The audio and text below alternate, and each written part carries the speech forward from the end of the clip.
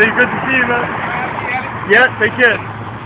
So, alright. That guy's got mean music. Like, he was playing all this, like, early 70s, like, jazz, rock, fusion stuff. He had a blaring, fuck, it was so good.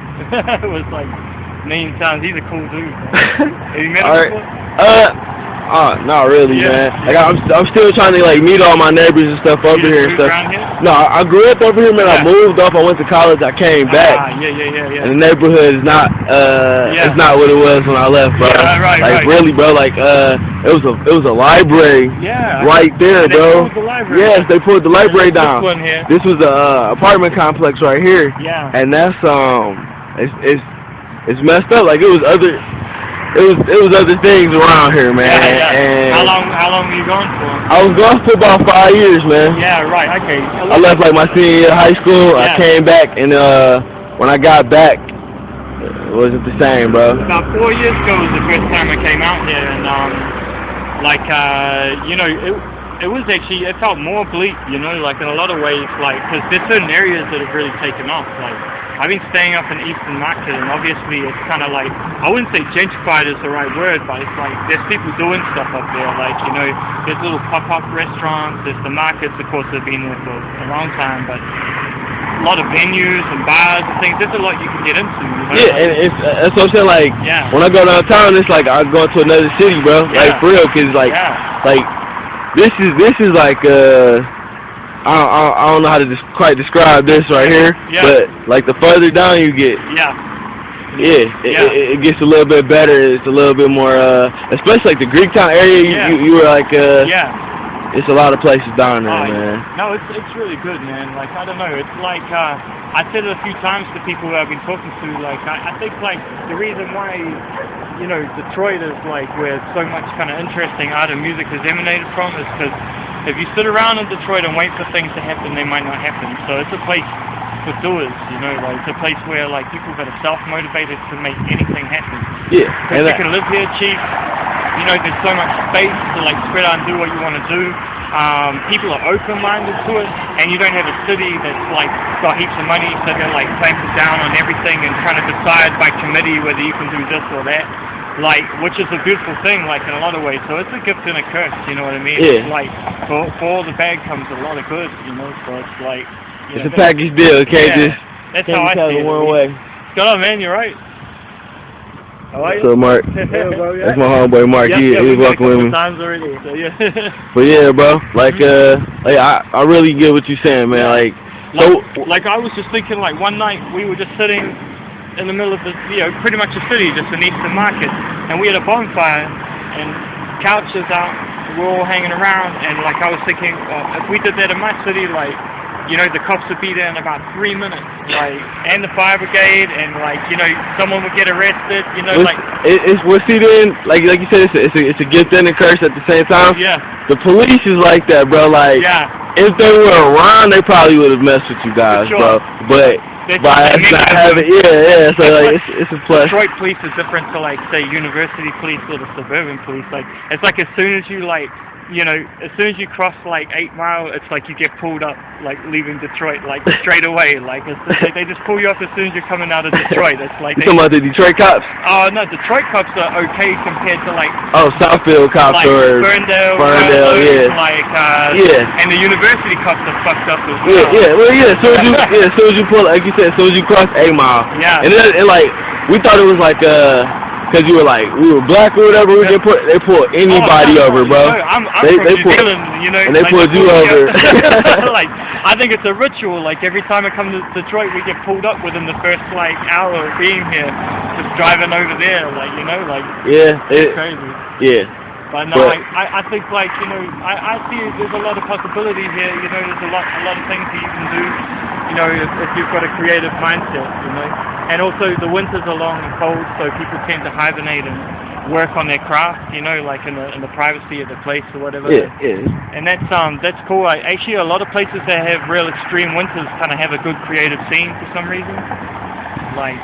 Yeah, I mean, like caves have paintings on them. Yeah, I mean?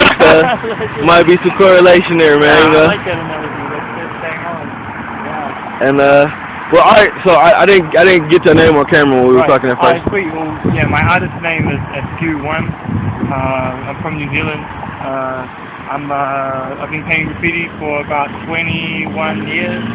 Come out to the States quite a bit. I have a lot of friends here.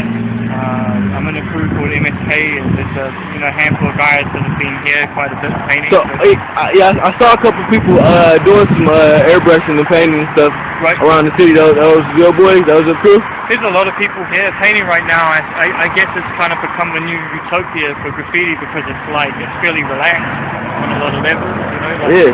So it's kind of like, you know, you can be on Gratiot or, you know, Grand River or something in the dead of night, and you might see only 3 cars like every hour, you know, like it's like, you know, it can be like, you know, the only people that are out and kind of up to no good or lurking, they got nowhere better to go, so it's like, you know, it's like, that's how it is here. But I mean, like I said, I would prefer the art opposed to that right there, you know what I mean, like. A lot of people definitely feel that way, you know, it's another, you know, there's duality in graffiti, you know, that's all part of it. It's very democratic. It's like, you know, you can't make rules that apply to everybody within graffiti because graffiti artists by nature are rule breakers, you know.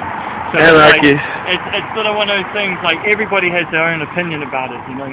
Like this guy I'm painting a tribute to is probably one of the most famous, like, guys right across America. And now who is this guy that you painted? He's a graffiti artist that wrote Nexst. Nexst, and he was an MSK and D30 and, you know, DTS among other crews. He was originally from Texas, but he was living out here for the last couple of years, and he's been all over. It's like any part of America you go, you'll see his name still.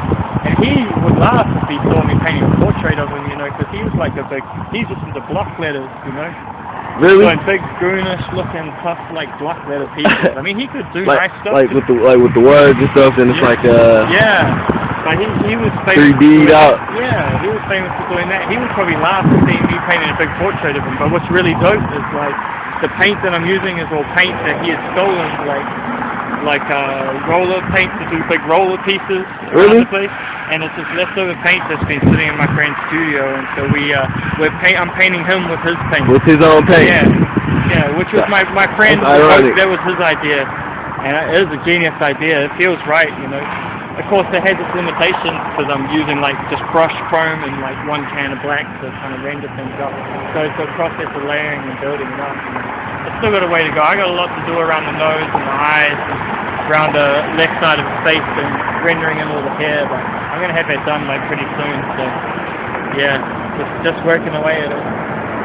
I appreciate the time, man. I really appreciate you making my city a lot more better to look at, man. That's right. I was worried. We can need it. I was worried that people thought it was like a machine gun and a knife. Oh, you know? But see, it's a champagne bottle. The fact that it isn't, though. Yeah. Like I said, it gives it even more. Yeah, it's funny because at first glance, it's what you think you're looking at something menacing, but then he's dressed like a butler, you know, like all swanky, and he's like got his champagne. I said to the owner, Deshaun, I was like, man, I hope people don't misconstrue what this is about. Right. What is what's that in his hand? This here is a champagne bottle, so once I painted that all up. I see the bottom hand and the top hand. And he's about to do the trick. The trick to cut the... Yeah, I said that, you know, do you think people will, like, get it twisted, you know, and Deshaun was like, he's about to pass some champagne, that's good. I can dig it, you know, so it's cool. Yeah, man. It's clever, man. I've only seen that trick did one time, and it was on the Aston Kutcher movie, man. That was it. That was it. That was the only time I seen it go down. I have a feeling this guy popped a few of those. So. All right, thanks, man. I appreciate it. All good. Yep.